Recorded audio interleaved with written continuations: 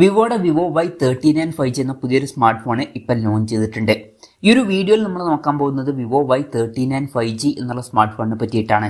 നമ്മൾ ആദ്യം ഫീച്ചേഴ്സും കാര്യങ്ങളൊക്കെ നോക്കുകയാണെന്നുണ്ടെങ്കിൽ ഡിസ്പ്ലേയുടെ കാര്യത്തിൽ വിവോ Y39 5Gയിൽ 6.68 ഇഞ്ചിൻ്റെ HD+ ഡിസ്പ്ലേ ആണ് വരുന്നത്. ഇവിടെ ശ്രദ്ധിക്കേണ്ട കാര്യം HD റെസൊല്യൂഷനേ വരുന്നുള്ളൂ. ഈ ഒരു സ്മാർട്ട് ഫോൺ ഏകദേശം 22,500 രൂപ പ്രൈസ് റേഞ്ചിലായിട്ടാണ് വരുന്നത്. ആ ഒരു പ്രൈസ് റേഞ്ചിൽ വരുന്ന ഒരു ഫോണിൽ നമ്മൾ ഫുൾ HD റെസൊല്യൂഷൻ എക്സ്പെക്ട് ചെയ്യുന്നുണ്ട്. പക്ഷേ ഇവിടെ അത് മിസ്സിംഗ് ആണ്. അപ്പം അത് കുറച്ച് ഡിസപ്പോയിൻറ്റിംഗ് ആയിട്ടുള്ള ഒരു കാര്യം തന്നെയാണ്. പിന്നെ LCD പാനൽ ഇതിൽ കൊടുത്തിട്ടുള്ളൂ. ഈ ഒരു പ്രൈസ് റേഞ്ചിൽ നമ്മൾ AMOLED ഡിസ്പ്ലേയും എക്സ്പെക്ട് ചെയ്യുന്നുണ്ട്. അതും മിസ്സിംഗ് ആണ്. ഈവൻ ഫുൾ HD റെസൊല്യൂഷൻ പോലും കൊടുത്തിട്ടില്ല. അതൊക്കെ കഴിഞ്ഞിട്ട് വരുന്ന കാര്യങ്ങളാണ് ഈ ഒരു AMOLED ഡിസ്പ്ലേക്ക്. പിന്നെ പഞ്ചോൾ ഡിസൈൻ ഇതിൽ വരുന്നുണ്ട്. പഞ്ചോൾ വരുന്ന ടോപ്പ് സെൻറ്റർ ഭാഗത്തായിട്ടാണ്. 120 ഹെർട്സിൻ്റെ റിഫ്രഷ് റേറ്റ് ഇതിൽ സപ്പോർട്ട് ചെയ്യുന്നുണ്ട്. അപ്പോൾ ഡിസ്പ്ലേ ഫീച്ചേഴ്സ് മൊത്തത്തിൽ നോക്കുമ്പോൾ അത്ര മികച്ച ഡിസ്പ്ലേ ഫീച്ചേഴ്സ് എന്ന് പറയാൻ പറ്റില്ല. ഈ ഒരു പ്രൈസ് റേഞ്ചിൽ ഡിസപ്പോയിൻറ്റിങ് എന്ന് തന്നെ പറയേണ്ടി വരും ഡിസ്പ്ലേ ഫീച്ചേഴ്സ്. പിന്നെ സൈഡ് മൗണ്ടഡ് ഫിംഗർ പ്രിന്റ് സെൻസറും കാര്യങ്ങളൊക്കെ ഇതിൽ വരുന്നുണ്ട്. ഫോണിൻ്റെ വെയിറ്റ് വരുന്നത് ഏകദേശം 205 ഗ്രാമാണ്. തിക്നെസ് വരുന്നത് 8.09 mm ആണ്. IP64 റേറ്റിംഗ് ഇതിൽ സപ്പോർട്ട് ചെയ്യുന്നുണ്ട്. പിന്നെ ഈ ഫോണിൻ്റെ ഓഷ്യൻ ബ്ലൂ, ഗാലക്സി പർപ്പിൾ എന്നീ കളർ വേരിയൻസ് ആണ് ഇപ്പോൾ ലോഞ്ച് ചെയ്തിരിക്കുന്നത്. ഇനി പ്രോസസ്സറിൻ്റെ കാര്യം പറയുകയാണെന്നുണ്ടെങ്കിൽ സ്നാപ്ഡ്രാഗൺ 4 Gen 2 എന്ന പ്രോസസ്സറാണ് ഈ ഫോണിൽ വരുന്നത്. ഇത് സ്നാപ്ഡ്രാഗണിൻ്റെ ബേസിക് ആയിട്ടുള്ള ഒരു 5G പ്രോസസ്സറാണ്. 22,500 രൂപ പ്രൈസ് റേഞ്ചിൽ ഈ ഒരു പ്രോസസ്സർ എങ്ങനെയുണ്ട് എന്ന് വെച്ചാൽ ഈ ഒരു പ്രൈസ് റേഞ്ചിന് പറ്റിയിട്ടുള്ള പ്രോസസ്സർ അല്ല. അപ്പം ഈ ഒരു പ്രൈസ് റേഞ്ചിൽ ഈ ഒരു പ്രോസസ്സർ ശരിക്കും ഡിസപ്പോയിൻറ്റിംഗ് ആണ് എന്ന് പറയേണ്ടി വരും. 5G സപ്പോർട്ടൊക്കെ ഇതിൽ വരുന്നുണ്ട്. പിന്നെ ഈ ഒരു ഫോണിൽ 8GB റാമും 256GB ഇൻറ്റേർണലാണ് വരുന്നത്. വെർച്വൽ റാം എന്നുള്ള ഫീച്ചറും എടുത്തിട്ടുണ്ട്. അതായത് എക്സ്ട്രാ റാം വേണ്ട സമയത്ത് ഇന്റർണൽ മെമ്മറിയിൽ നിന്ന് കുറച്ച് മെമ്മറി എടുത്തിട്ട് അത് റാമായിട്ട് യൂസ് ചെയ്യുന്നതായിരിക്കും.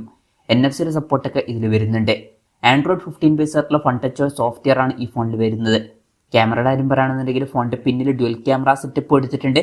50 മെഗാപിക്സലിൻ്റെ 1.8 അപ്പേഴ്സിൽ വരുന്ന മെയിൻ ക്യാമറ സെൻസറാണ് ഈ ഫോണിൽ വരുന്നത്. 2 മെഗാപിക്സൽ ഒരു ഡെപ്ത് സെൻസറും ഇതിൽ കൊടുത്തിട്ടുണ്ട്. പിന്നെ ഫ്രണ്ടിൽ 8 മെഗാപിക്സൽ സെൽഫി ക്യാമറ ആണ് വരുന്നത്. അപ്പം ഓൺ പേപ്പർ ക്യാമറ സ്പെസിഫിക്കേഷൻ നോക്കുമ്പോൾ അത്ര മികച്ചത് എന്ന് പറയാൻ പറ്റില്ല. അൾട്രാ വൈഡ് ആംഗിൾ ലെൻസ് ഒക്കെ ഇതിൽ മിസ്സിംഗ് ആണ്. അപ്പം ഓൺ പേപ്പർ ക്യാമറ സ്പെസിഫിക്കേഷനും അത്ര മികച്ചതല്ല.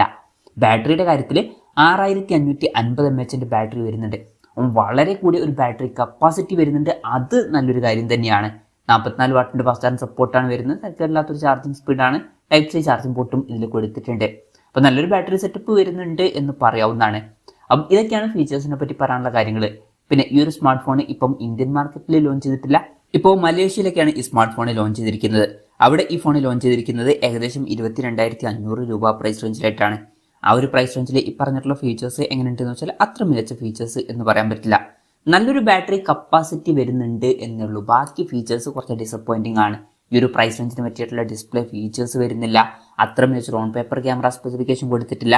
അതുപോലെ തന്നെ പ്രോസസ്സറും കുറച്ച് ഡിസപ്പോയിൻറ്റിംഗ് ആണ്. അപ്പം മൊത്തത്തിൽ കുറച്ച് ഡിസപ്പോയിൻറ്റിംഗ് ആയി എന്ന് തന്നെ പറയേണ്ടി വരും. ഇന്ത്യൻ മാർക്കറ്റിൽ ഈ ഫോൺ ലോഞ്ച് ചെയ്യുമെന്ന് വെച്ചാൽ ചിലപ്പോൾ ലോഞ്ച് ചെയ്തേക്കാം. പക്ഷേ അതിനെ പറ്റിയിട്ടുള്ള ന്യൂസുകളൊന്നും ഇപ്പം പുറത്ത് വന്നിട്ടില്ല. അതിനെ പറ്റിയിട്ടുള്ള ന്യൂസുകളൊക്കെ വരുമ്പം അതിനെ പറ്റിയിട്ടുള്ള വീഡിയോസൊക്കെ നമ്മൾ ചെയ്യുന്നതായിരിക്കും. അപ്പം അതുപോലുള്ള വീഡിയോസ് കാണാൻ താല്പര്യമുണ്ടെന്നുണ്ടെങ്കിൽ ഈ ചാനലും സബ്സ്ക്രൈബ് ചെയ്യാവുന്നതാണ്. പിന്നെ ഇന്ത്യയിൽ ലോഞ്ച് ചെയ്യുകയാണെന്നുണ്ടെങ്കിൽ വില ഇത്രയും കൂടുതലൊന്നും വരാൻ ചാൻസ് ഇല്ല. ഇന്ത്യയിൽ ലോഞ്ച് ചെയ്യുകയാണെന്നുണ്ടെങ്കിൽ ചിലപ്പം വില ഒരു 13,000 to 15,000 രൂപ പ്രൈസ് റേഞ്ചിലൊക്കെ ആയിട്ട് വന്നേക്കാം. കൺഫർമേഷൻസ് ഒന്നുമില്ല. ജസ്റ്റ് നമ്മുടെ എക്സ്പെക്ടേഷൻ പറഞ്ഞു എന്നേ ഉള്ളൂ. എന്തായാലും വിവോയുടെ വിവോ Y39 5G എന്ന പുതിയൊരു സ്മാർട്ട് ഫോൺ ഇപ്പം ലോഞ്ച് ചെയ്തിട്ടുണ്ട്. ഈ ഒരു ഫോണിനെ പറ്റിയിട്ടുള്ള നിങ്ങളുടെ അഭിപ്രായം ജസ്റ്റ് ഒന്ന് കമൻറ്റ് ചെയ്യുക. അതുപോലെ തന്നെ ഈ ഒരു സ്മാർട്ട് ഫോൺ ഇന്ത്യൻ മാർക്കറ്റിൽ നിങ്ങൾ ഏത് പ്രൈസിങ്ങിലാണ് എക്സ്പെക്ട് ചെയ്യുന്നത് എന്നുള്ള കാര്യം കൂടി ജസ്റ്റ് ഒന്ന് കമൻറ്റ് ചെയ്യുക.